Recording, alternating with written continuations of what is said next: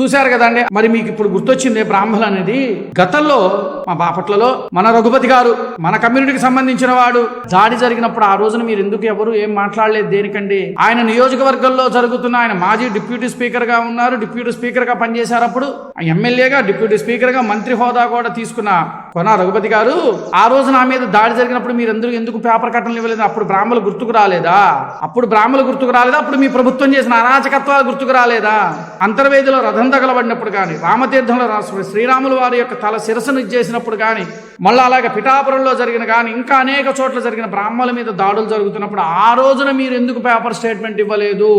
అంటే ఇప్పుడు ఎన్డీఏ ప్రభుత్వం చేస్తున్న పరిపాలన చూసి ఏ బురద జల్లాలో తెలియక, ఏ విధంగా నెపంతో నెట్టాలో తెలియక ఇలాంటి పేపర్ స్టేట్మెంట్లు ఇస్తున్నారు మీరు. ఆ రోజు బ్రాహ్మణులు గుర్తుకు రాలేదా? అధికార దాహంతో మనం ఏం చేసినా చెల్లుబాటు మనల్ని ఎవరు అడిగే వాళ్ళు ఎవరు లేరు కదా అని చెప్పేసి మీరు చేసిన ప్రవర్తనలు లేవా?